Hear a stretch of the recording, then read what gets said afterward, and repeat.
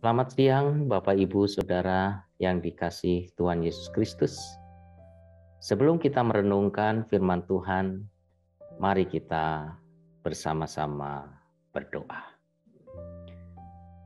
Tuhan yang bertata di dalam kerajaan surga, Tuhan yang kami percaya di dalam nama Tuhan Yesus Kristus, kami mengucapkan syukur terima kasih atas setiap berkat kasih pertolongan Tuhan di dalam kehidupan kami. Pada siang hari ini ya Tuhan, kami sungguh rindu akan firman Tuhan. Untuk itu, lembutkanlah hati kami, berikanlah roh dengar-dengaran dan hikmat bagi kami, sehingga kami boleh mengerti apa yang menjadi kehendak Tuhan di dalam kehidupan kami. Hanya di dalam nama Tuhan Yesus Kristus, kami berdoa. Amin. Bapak, Ibu, Saudara yang dikasihi Tuhan, tema renungan pada siang hari ini adalah berani hidup. Firman Tuhan dari Mazmur 23 ayat 4 bunyinya demikian. Sekalipun aku berjalan dalam lembah kekelaman, aku tidak takut bahaya. Sebab Engkau besertaku, gadamu dan tongkatmu, itulah yang menghibur aku. Berbahagialah kita yang selalu mendengarkan firman Tuhan dan melaksanakannya di dalam kehidupan kita sehari-hari.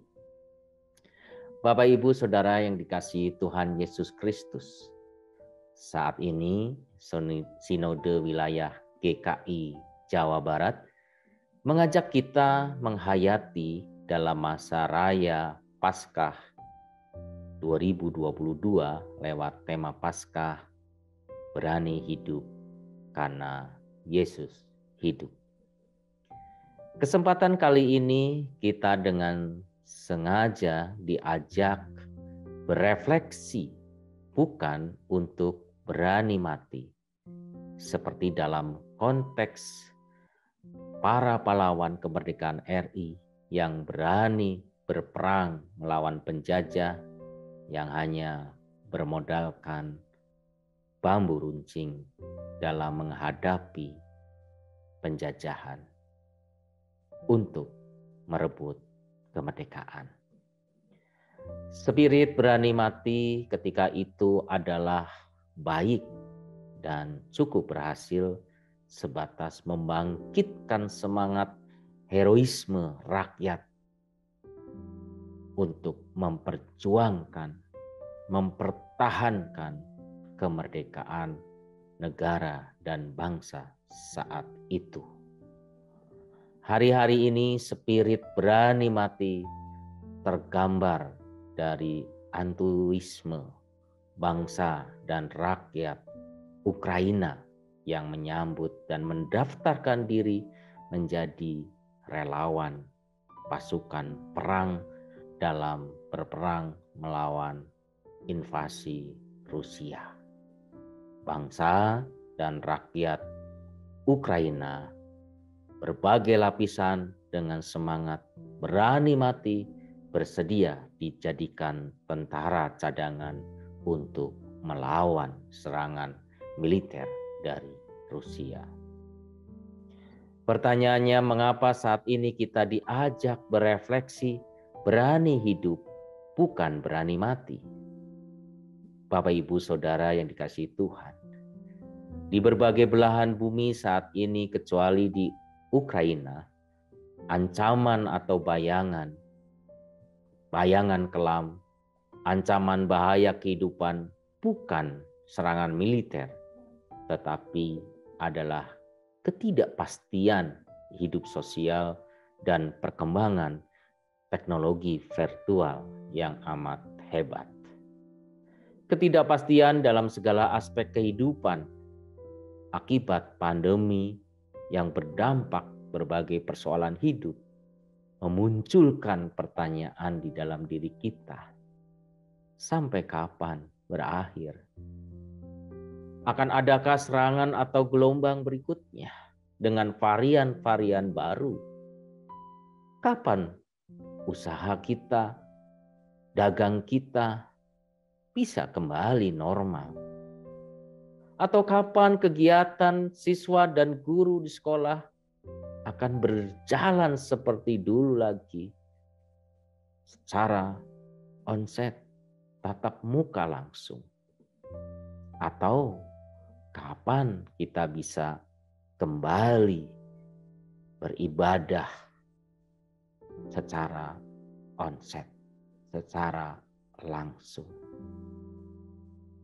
Perkembangan teknologi virtual yang membentuk, mempengaruhi kebiasaan, budaya, dan karakter umat di belahan bumi ini memunculkan fenomena budaya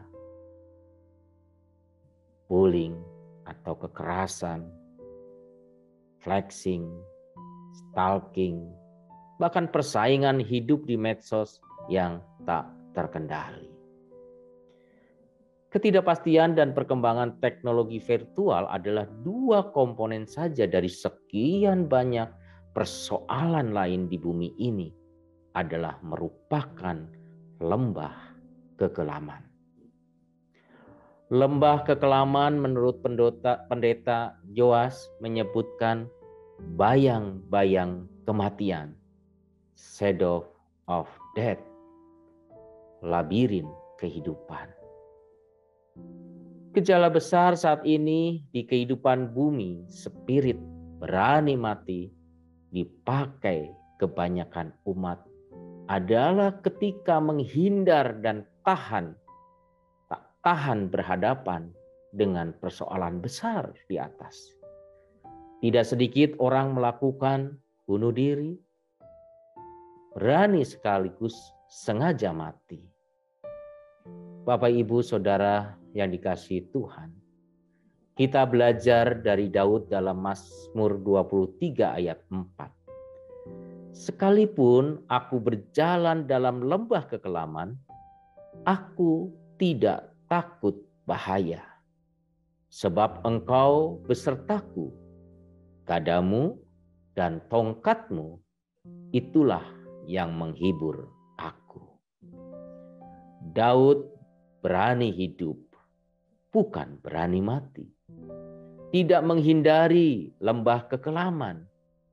Tidak takut walau ada ancaman bahaya hidup. Karena Daud teguh dan percaya Allah Immanuel bagi hidupnya. Mengapa Daud percaya Allah berserta dengan dia? Mengapa gada dan tongkat yang memberi kekuatan dan penghiburan?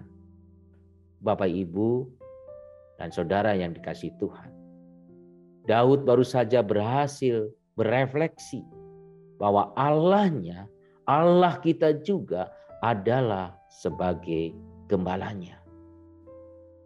Tuhan adalah gembalaku, kata Daud ayat 1. Gada dan tongkat adalah perlengkapan yang dibawa oleh seorang gembala yang baik. Gembala yang bertanggung jawab. Gembala yang memang niatnya melindungi, menjaga domba-dombanya. Bapak, Ibu, Saudara yang dikasihi Tuhan, giliran kita saat ini selaku umat GKI dipanggil untuk membangun serta terus merawat spirit berani hidup karena Yesus hidup. Makin teguhlah karena Tuhan Yesus berkata, "Akulah gembala yang baik. Gembala yang baik memberikan nyawanya bagi domba-dombanya." Yohanes 10 ayat 11. Dan akulah jalan dan kebenaran dan hidup.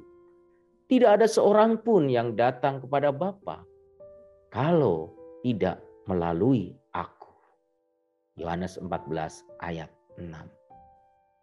Marilah kita meneladani Daud.